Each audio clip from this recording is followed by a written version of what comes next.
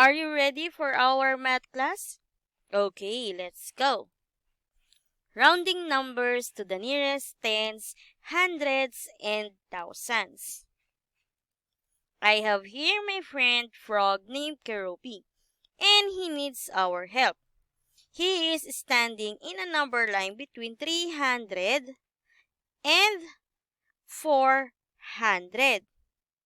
He wants to exit the screen and wonders which exit is closer to him. Is it 300 or 400? Now, from 320, how many jumps will it take Keropi to go to 300? Let's see. 1, 2. Very good. We need 2 jumps from 320 to 300. How about 320 to 400? How many jumps does he need? Let's see. 1, 2, 3, 4, 5, 6, 7, 8. Okay, it's 8 jumps. Based from the number of jumps we did, where is Keropi closer to? Is it 300 or 400? Yes, 320 is closer to 300. And now, what we did is what we call as rounding off numbers. But, what does rounding off number means? It is a form of estimation. To understand it better, let us have some examples. What is 668 rounded off to the nearest hundreds? We are asked to round off 668 to the nearest hundreds. Let's answer the question using number line. 668 is between 600 and 700, and that is somewhere right here. Now, to which number is 668 closer to? Is it to 600 or to 700? Very good. 668 is closer to 700. Therefore, 668 rounded to the nearest hundred is 700. Okay? So let's try another one. What is 5,229 rounded off to the nearest thousands? Let's use a number line again to answer this question. 5,229 is in between 5,000 and 6,000 on a number line. To which number is 5,229 closer to? Is it to 5,000 or to 6,000? Very good. It's to 5,000. Therefore, 5,229 rounded off to the nearest thousand is 5,000. Now, do we need to always draw a number line to round off numbers? What do you think? The answer is no. Drawing a number line every time we are asked to round off number is very time-consuming. So instead of drawing a number line, let us just remember the step in rounding off numbers. Let's start with the first example. What is 24 rounded off to the nearest tens? How do we round off numbers without the use of number line? Let's see the rules in rounding off numbers. First is we need to look at the digit on the right of the place value being rounded. In this case, we are rounding 24 to the nearest tens and the digit on the tens place is 2. And the digit on its right is 4. Next If the digit on the right is less than 5, we retain the digit in the place value being rounded. In this case, do we need to retain the digit in the place value being rounded? Correct. Since 4 is less than 5, we retain the digit. Then, we replace all the other digits with 0. Therefore, when you round off 24 to the nearest tens, the answer is 20. Okay? Let's have another example. What is 252 rounded off to the nearest hundreds? This time, we are asked to round off 252 to the nearest hundreds. Again, our first steps is this one. The digit in the place value being rounded is 2. And the digit on its right is 5. Then, if the digit on the right of the place value being rounded is 5 or more, we add 1 to the digit in the place value being rounded. Therefore, 2 will become 3. Then, the last step is to replace all the other digits with 0. Therefore, 252 is about 300 when you round it to the nearest tens. Okay? Very good. You did very well in the first part of our lesson. Now, let's check how well you will do as well with the last part of today's lesson. What we will talk about now are ordinal numbers. Let us first recall what ordinal numbers are. When you were in grade 2, you learned that ordinal numbers tell us the position of an object in a list or in a row. They can be written in symbols and in words. So let's see these examples.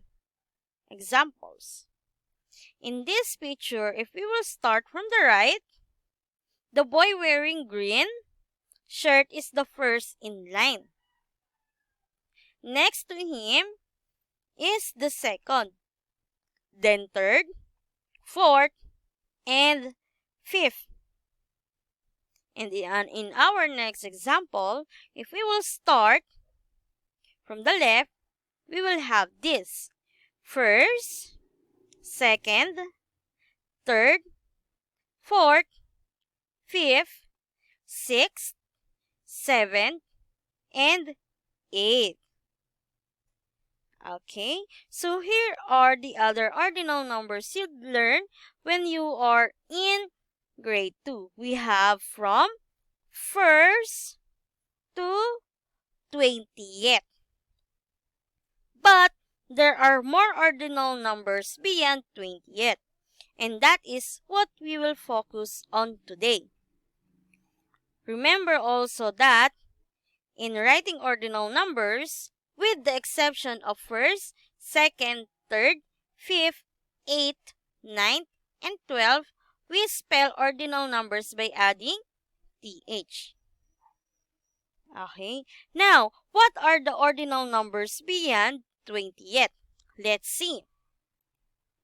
We have 21st, 22nd, 23rd, 24th, 25th, 26th, 27th, 28th, 29th, 30th. Then 31st, 32nd, 33rd, 34th, 35th, 36th, 37th, 38th, 39th, 40th. Then we have 41st, 42nd, until 50th. then 51st, 52nd, until 60th. Next, we have 61st, 62nd, until 70th. Then, 71st, 72nd, until 80th. And we also have 81st, 82nd, until 90th. 91st, 92nd, until 100. There are a lot of numbers, or there are a lot of ordinal numbers, aren't there? But don't worry because they are actually easy to remember. Let's take a look at this table here. So, in writing bigger ordinal numbers, only the last figure is written as ordinal numbers. And if you will notice, we just keep repeating the ordinal numbers from 1st to 9th. The first figures, on the other hand, is just skip counting by 10, like 20, 30, 40, 50, and so on.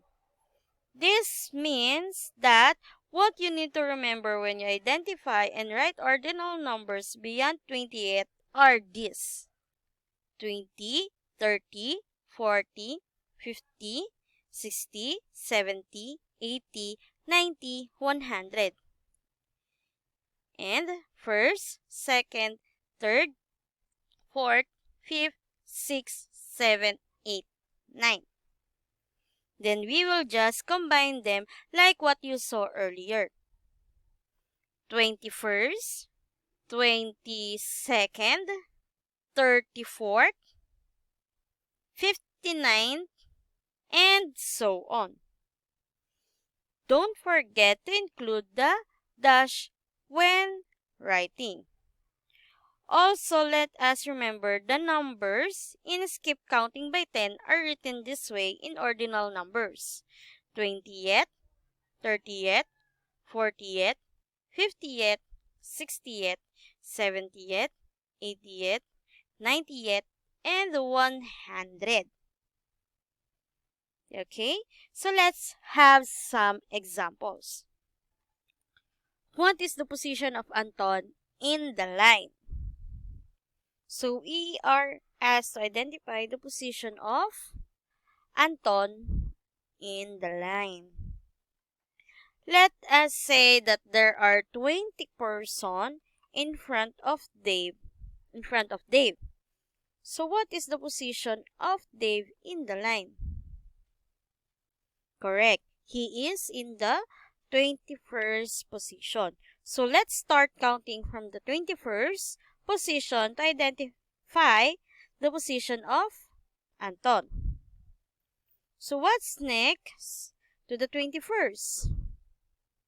Right, it's 22nd. Then we'll have 23rd. Therefore, Anton is in the 23rd position, and 23rd is written as 20-3rd in words. Okay, so next. What is the position of Shay in the line? Let us say that there are 60 persons in front of Dave. So what is the position of Dave in the line? Very good. He is in the 61st position.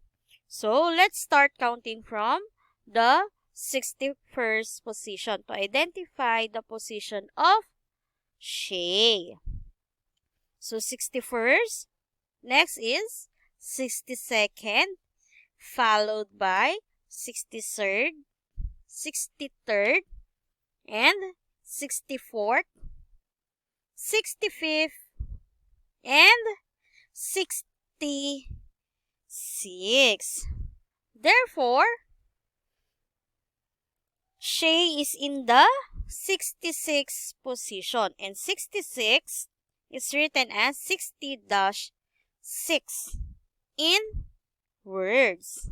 Okay? So last example. What is the position of Alex in the line? So here is Alex. Let us say that there are 83 persons in front of Dave. So what is the position of Dave in the line? Very good. He is in the 84th position. So let's start counting from the 84th to identify the position of Alex. So what's next to 84th? Okay, 85th, 86. Next is 87, 88, 89. Lastly is 90th. Therefore, Alex is in the 90th position. And 90th is written as 90th in words. Okay? Very good. You did a great job today. Thank you.